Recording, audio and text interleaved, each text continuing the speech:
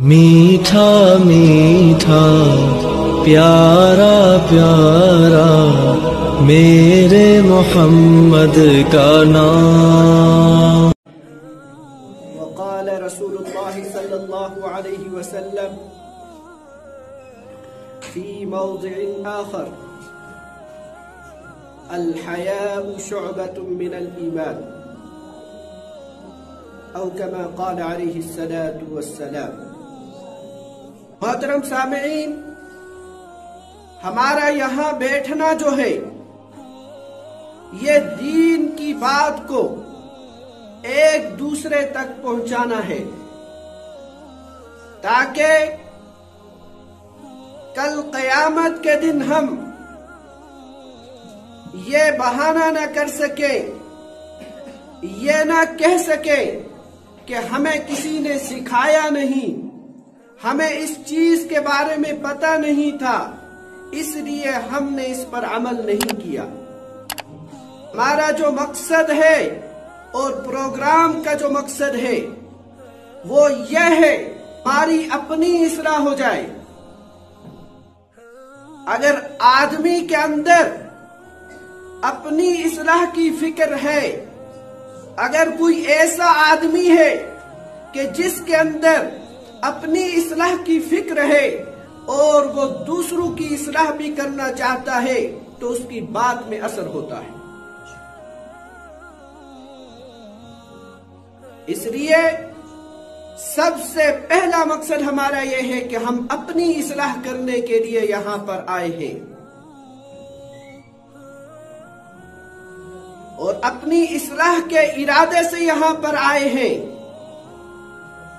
اور ہماری نیت بھی یہی ہے کہ یہاں پر ہم بیٹھے کچھ باتیں سنیں اور کچھ باتیں سنائیں تاکہ ہماری اصلاح ہو جائے. جب رسول اللہ صلی اللہ علیہ وسلم صحابہ سے مخاطب ہوتے ہیں تو صحابہ سے کہتے ہیں کہ اللہ تبارک و تعالی سے حیا کرو، شرم کرو، جیسے اللہ تبارک و تعالی کا حق ہے. تو صحابہ کہتے ہیں اِنَّا نَسْتَحْيِي مِنَ اللَّهِ حَقَّ الْحَيَاءِ، ہم تو اللہ تبارک و تعالی سے ایسا شرم اور ایسی حیا کرتے ہیں جیسا اللہ تبارک و تعالی کا حق ہے. محترم بزرگوں اور دوستو، رسول اللہ صلی اللہ علیہ وسلم نے فرمایا لیس ذالک، ایسی حیا مقصود نہیں ہے. جو حیا آپ کر رہے ہیں ایسی حیا مقصود نہیں ہے، لیکن وَلَكِن تَسْتَحْيِي مِنَ اللَّهِ حَقَّ الْحَيَاءِ، لیکن اگر تم اللہ تبارک و تعالی سے حیا اور شرم کا حق ادا کرنا چاہتے ہو تو فَلْيَحْفَظِ الرَّأْسَ وَمَا وَعَى، تو آپ اپنے سر کی اور سر سے متعلق اعضاء کی حفاظت کرے. آگے فرمایا وَلْيَحْفَظِ الْبَطَنَ وَمَا وَعَى، آپ اپنے پیٹ کی اور پیٹ سے متعلق اعضاء کی حفاظت کرے. محترم سامعین، آپ جانتے ہیں، اور جو یہ حیا ہے اس کو رسول اللہ صلی اللہ علیہ وسلم نے ایمان کا جز قرار دیا ہے. آپ صلی اللہ علیہ وسلم کا فرمان ہے ان الحیاء والایمان قرنا جمیعا، حیا اور ایمان ایک دوسرے سے ملے جلے ہیں، ایک دوسرے سے ان کا لازم ملزوم کا تعلق ہے. حیا ایمان کے بغیر قابل اعتبار نہیں ہے اور ایمان حیا کے بغیر قابل اعتبار نہیں ہے. آگے فرمایا فَإِذَا رُفِعَ أَحَدُهُمَا، اگر ان میں سے کوئی ایک ختم ہو جاتا ہے رُفِعَ الْآخَرُ، تو دوسری چیز خود بخود انسان کے اندر سے نکل جاتی ہے. اگر انسان کے اندر سے حیا نکل گئی تو ایمان اس کا خود بخود نکل جاتا ہے، کیونکہ ایک ایمان والا بے حیائی نہیں کر سکتا، ایک ایمان والا بے شرمی نہیں کر سکتا، ایک ایمان والا اپنی بیٹی کو بے حیا نہیں دیکھ سکتا، ایک ایمان والا اپنی بیوی کو بے پردگی میں نہیں دے سکتا، ایک ایمان والا اپنی ماں کو بے حیائی میں نہیں دیکھ سکتا۔ اس لیے اگر آج ہمارے اندر بے حیائی ہے تو یہ سمجھے کہ ہمارے اندر ایمان بھی نہیں ہے، ہمارے اندر ایمان بھی نہیں ہے۔ جس ایمان کا تقاضا ہم سے اللہ کے نبی صلی اللہ علیہ وسلم نے کیا، جس ایمان کا تقاضا ہم سے اللہ تبارک و تعالی نے کیا، وہ ایمان ہمارے اندر آج موجود نہیں ہے۔ اگر ہماری بیٹیاں، ہماری بیویاں، ہماری مائیں، ہمارے پڑوس کی عورتیں اگر بے حیائی کی حالت میں بازاروں میں گھومتی ہے اور مردوں کو کہنے کی کوئی جرات نہیں ہوتی، تو یہ سمجھے کہ ہمارے دلوں سے ایمان کی حقیقی روحانیت ہمارے دلوں سے ختم ہو چکی ہے۔ محترم بزرگوں اور دوستوں، یہیں تک نہیں،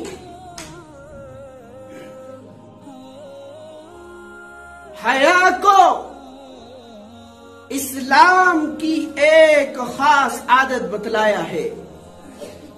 رسول اللہ صلی اللہ علیہ وسلم کا فرمان ہے، ان لکل دین خلقا، ہر دین کی، ہر مذہب کی ایک خاص عادت ہوتی ہے، خلق الاسلام الحیا، اور اسلام کی خاص عادت حیا ہے۔ اسلام کی خاص جو عادت ہے وہ حیا ہے۔ اس لیے ہمیں باحیا رہنا ہے، ہمیں باشرم رہنا ہے، ہمیں حیادار بننا ہے، ہمیں شرمدار بننا ہے، ہمیں اپنی بیویوں کو حیادار بنانا ہے، ہمیں اپنی بیٹیوں کو حیادار بنانا ہے، ہمیں اپنی ماں کو باحیا بنانا ہے۔ محترم بزرگوں اور دوستوں، حیا جو ہے یہ ایک انسان کی فطری چیز ہے، انسان کے اندر یہ فطری خصلت ہوتی ہے حیا کی، جس کے اندر اور جو جتنا باحیا ہوتا ہے، با کردار ہوتا ہے، اس کو معاشرے کے اندر باوقار سمجھا جاتا ہے، معاشرہ اس سے مشورے کر لیتا ہے، معاشرہ اس سے پوچھتا ہے، ہر نیک کام کو کرنے سے پہلے اس سے مشورہ لیا جاتا ہے۔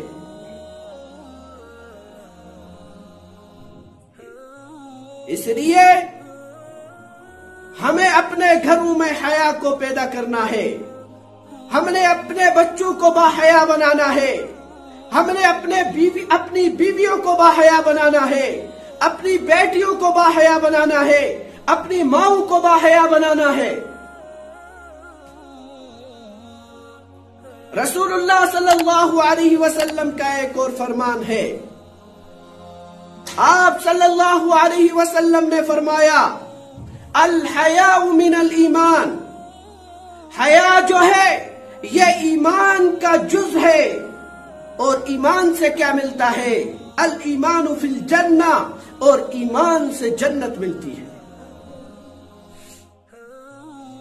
اس سے ہمیں یہ پتہ چلتا ہے کہ جو آدمی معاشرے کے اندر باحیا ہے، باشرم ہے، وہ یقیناً جنت کے اندر جائے گا۔ اور آگے فرمایا، البذاء من الجفا، بے حیائی جو ہے یہ برائی میں سے ہے، یہ برائی کا ایک جز ہے۔ اور برائی کے بارے میں کیا کہا؟ الجفاء فی النار، اور برائی جو ہے، بدی جو ہے، یہ جہنم میں لے جانے والی ہے۔ محترم بزرگوں اور دوستو، یقینی طور پر آج ہمارے گھروں کے ماحول خراب ہے۔ ایک دیندار اور دنیا کے اندر اپنے آپ کو دیندار سمجھنے والا آج اس کے گھر کے اندر کا ماحول دیکھتے ہیں تو گھر کا ماحول خراب نظر آتا ہے۔ اس کی سب سے بڑی وجہ یہ ہے کہ ہماری ایمان کی کمزوری ہے، ہمارے اندر ایمان کی وہ روحانیت نہیں ہے جس کو رسول اللہ صلی اللہ علیہ وسلم نے اور اللہ تبارک و تعالی نے ہم سے چاہا ہے۔ یہ بے حیائی کے راستے، یہ بے شرمی کے راستے، یہ تمام شیطان کے راستے ہیں، یہ تمام شیطان کے حربے ہیں۔ کیا ہم میں سے کوئی شیطان کی اتباع کرنا چاہتا ہے؟ یقیناً ہم زبان سے اس بات کا اقرار کرتے ہیں کہ ہم شیطان کی اتباع نہیں کرتے، لیکن عملی طور پر ہمارے گھروں میں شیطان کی اتباع ہو رہی ہے۔ عملی طور پر آج ہماری بہنوں سے، آج ہماری بیویوں سے، آج ہماری ماؤں سے اس بات کا پتہ چلتا ہے کہ یہ شیطان کی اتباع کر رہے ہیں۔ اور شیطان کی اتباع کرنا، اس سے اللہ تبارک و تعالی نے ہر مسلمان کو، ہر امتی کو روکا ہے۔ اللہ تبارک و تعالی نے قرآن کے اندر فرمایا، یا ایھا الذین آمنوا لا تتبعوا خطوات الشیطان، اے ایمان والو شیطان کی اتباع مت کرو، شیطان کے نقش قدم پر مت چلو، کیونکہ وَمَن يَتَّبِعْ خُطُوَاتِ الشَّيْطَانِ، جو شخص شیطان کے نقش قدم پر چلتا ہے فَإِنَّهُ يَأْمُرُ بِالْفَحْشَاءِ وَالْمُنْكَرِ، وہ بے حیائی اور برائی کے کاموں میں ملوث ہوتا ہے، اور شیطان بے حیائی اور برائی کے کام ہی کا حکم انسانوں کو دیتا ہے۔ محترم سامعین، آج سب سے بڑی بات یہ ہے کہ ہم کچھ شرم اور حیا اپنے گھر والوں سے کر لیتے ہیں، اپنے والدین سے کر لیتے ہیں، اپنی ماں سے کر لیتے ہیں، لیکن حقیقی اور جو شرم کا مستحق ہے، جس سے ہمیں حیا کرنی چاہیے، وہ اللہ تبارک و تعالی ہے۔ ہم ماں باپ کے ڈر سے، ماں کے ڈر سے، کسی ایسی جگہ پر جہاں پر ہمیں اللہ کے سوا کوئی نہیں دیکھ رہا ہوتا ہے، ایسی جگہ پر ہم برائی کا کام کر لیتے ہیں۔ یہ برائی ہم سے کیوں ہوتی ہے؟ اس وجہ سے ہم سے یہ برائی ہوتی ہے، یہ غلط کام ہم سے پوشیدگی میں اس وجہ سے ہوتے ہیں کیونکہ ہم نے اللہ تبارک و تعالی سے حیا کرنا چھوڑ دیا، ہم نے اللہ تبارک و تعالی سے شرم کرنا چھوڑ دیا۔ اگر ہمیں اللہ تبارک و تعالی سے حیا ہوتی، اگر ہم اللہ تبارک و تعالی سے شرم کرتے تو ہم پوشیدگی میں بھی کسی برائی کے کام کو نہ کرتے۔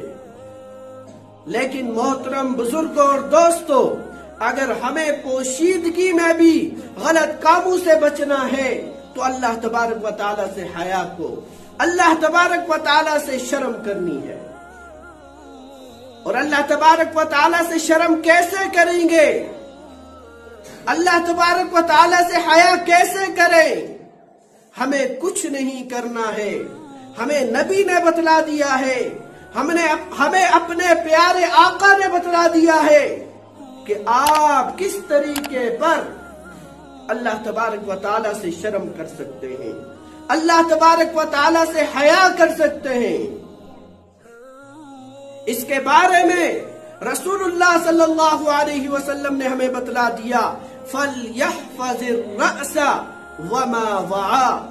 आप अपने सर की और सर से मुताल्लिक आज़ा की हिफाजत कर लें तो आप अल्लाह से हया करने वाले हो जाएंगे। सर की हिफाजत करना ये कैसे होगा मोहतरम बुजुर्गों और दोस्तों? और सर से मुताल्लिक आज़ा क्या है? कान है, हमारी आंखें हैं, जुबान है। ये सब चीजें जो हैं ये सही रास्ते पर इस्तेमाल होनी चाहिए। गलत रास्ते पर इनको इस्तेमाल, गलत जगह पर इनको इस्तेमाल नहीं करना है। हमारा सर है, अल्लाह के दरबार के अलावा किसी दरबार में न झुके। हमारी आंखें हैं, किसी नाजायज चीज को न देखे। हमारे कान हैं, किसी हराम आवाज को न सुने। हमारी जुबान है, किसी गलत बात का तलफ्फुज न करे। यह है अल्लाह तबारक व तआला से हया करना और सर से मुताल्लिक आज़ा की हिफाजत करना। आज हमारे यहां क्या होता है? अल्लाह के दरबार के अलावा दूसरे औलिया बुजुर्गों के सामने हम माथा टेकते हैं, अपने सर को झुकाते हैं रुकू में रहकर, और सजदे की हालत में हम ऐसे मज़ारों पर और उनके दरवाजे ही ऐसे बना दिए गए हैं कि वहां पर आपको झुककर ही अंदर जाना होगा। मोहतरम बुजुर्गों और दोस्तों, सबसे बड़ी बेहयाई हम जो अल्लाह तबारक व तआला से कर रहे हैं वो अपने सर को गलत जगह पर इस्तेमाल कर रहे हैं। अपने सर का इस्तेमाल हमें सिर्फ अल्लाह के दरबार में करना चाहिए था। सिर्फ अल्लाह के दरबार में हमें जिस चीज को इस्तेमाल करना था, आज उस चीज को हम दीगर जगहों पर भी इस्तेमाल करते हैं। इसको शिर्क भी कहते हैं। मोहतरम बुजुर्गों और दोस्तों, अल्लाह के अलावा किसी और के सामने सजदा करना या सर को झुकाना, इसको शिर्क कहते हैं। और शिर्क के बारे में आपने सुना होगा कि शिर्क ऐसा गुनाह है, अल्लाह तबारक व तआला हर गुनाह को माफ कर देता है लेकिन शिर्क को माफ नहीं करता। उसके बाद हमारी आंखें हैं, हमारे कान हैं, हमारी जुबान है। इससे इन चीजों से हम जो हमें काम नहीं करने चाहिए वो काम करते हैं।